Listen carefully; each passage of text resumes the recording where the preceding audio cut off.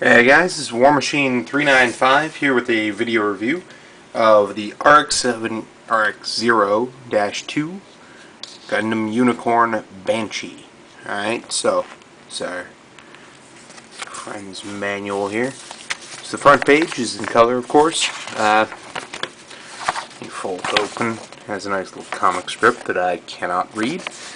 And a few bits talking about gimmicks, and a nice little picture with Delta Plus and Unicorn. She's of course from the Unicorn OVA, and the instructions, pretty basic, usual, and of course the complete kit. Looks a little bit like this. Alright, so I have plenty of stickers on mine. This is what I've got right out of the box. It really does not look that bad. I'd say there's a few changes up from the Unicorn we'll get to later. So this is Unicorn mode, of course. I'll set this out here. So first off, like its predecessor, no elbow articulation whatsoever. Okay, not that it's easy to tell with the gigantic, right, and a ball joint directly below the elbow. Everything below that is a solid piece, so nothing moves. Alright, so shoulder moves forward and back a little bit, ball jointed of course. The head, because of its transformation mechanism, rotating things and swapping one face for another, it can actually slide back and forth quite a lot if you watch. So it's all the way back and then all the way forward. And it's of course on a ball joint, so you can tilt back, forward, rotate if you so choose, and because of its crazy horse transformation later on, you can do that as well. I think that's mostly a Unicorn thing though. I don't think it was really intended for this model. It doesn't show it in the manual anyway. Alright, so at the hips you have ball joints. Move them in, out a little bit. Not a lot, mind you. And ankles have the same thing.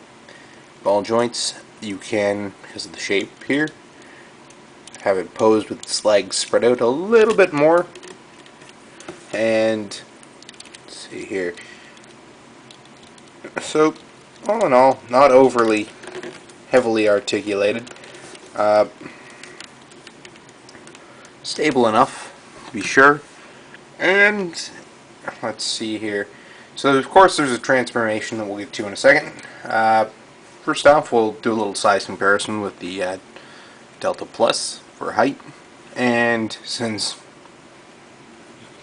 not talking about the Unicorn, so that's it. Pre-transformation, it's a whole lot of dark blue. Height is pretty much exactly the same as the Unicorn. That probably won't change, but and Delta Plus is a little shorter, so just for comparison, we'll leave this guy out. That's my little brother's kit actually, so I'm just borrowing it temporarily. Alright, so to transform this guy, basically what you do, start with the side panels on the head. Let's just pop off like that. You can take the whole head off if you want to, and you only need this inside part. Okay, so you're going to rotate that 180 degrees, and the Gundam face is on the other side. It's pretty handy. If you want to, you can spread the V-fin out now. I'm struggling with that apparently, so I should probably move closer to the center. This frame, okay. Then you can put the head back together. This side goes here.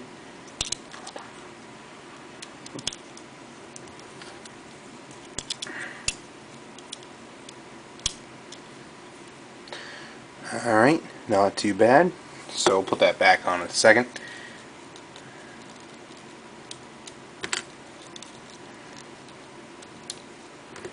Okay, so there are two parts in the top of each shoulder. I'm having trouble getting them apart. It's not usually that bad. Come on, you. There we go. And it has two slots on the underside of the part. So you just put them in the outermost one. So you have a part that looks like this at the end, so it spreads out a little bit better. and you put it in the opposite shoulder that you removed it from. That was all itchy. Okay, so that's what the shoulder looks like in the end. It's kind of nice. Do the same for the other. Whoop. And just like that. Alright, then you stretch out the sides of the chest, fold down the vent parts. Alright, from there, you can fold down the gun. It looks vaguely like one of the new Gundam's funnels, and stretch out each of the, what's the word? Alright, I'm not sure what to call that. But anyway, stretch it out a little bit. There's no color separation really, so it's hard to see on the camera. But these outer parts, here and here, move out. So it stretches out a little. You can move the claw a little bit. The whole thing will... There we go. Armed armor. I'm not sure what they... Alright, and out of choice, there are some spare parts at the end of the construction. These are basically the unicorn's legs. It's from the original SD kit.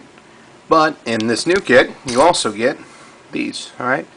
So these are the new ones. You have clear parts already built in. It's really nice change up from the old kit. And the hip portion is built in a way that you get a little better articulation from it. And out of choice, I figured I could round up an extra ball joint. I think it's a ball joint or two. And I can use these on my Banshee when it's in unicorn mode. So it doesn't look too bad. Anyway, so I'll just put that back on. There's a ball joint already up in the chest. Push that in. And just put the feet back on as soon as I get the camera lined up again. There we go. So, just like that, feet back on.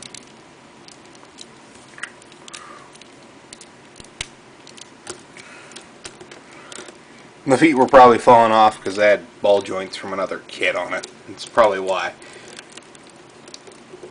Okay, so from there,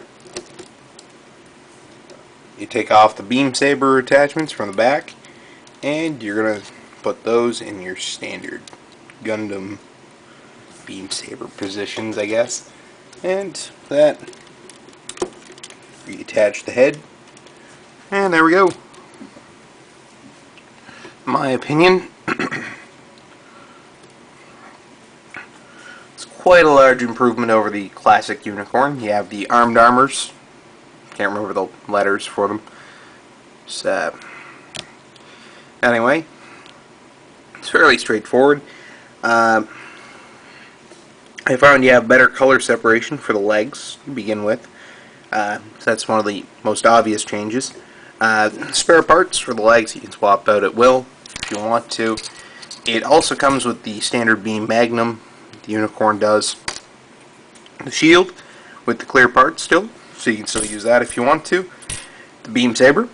So it has all the accessories the unicorn came with, and a few extra, I guess. So it's quite the SD kit. I'll throw the Delta Plus in here.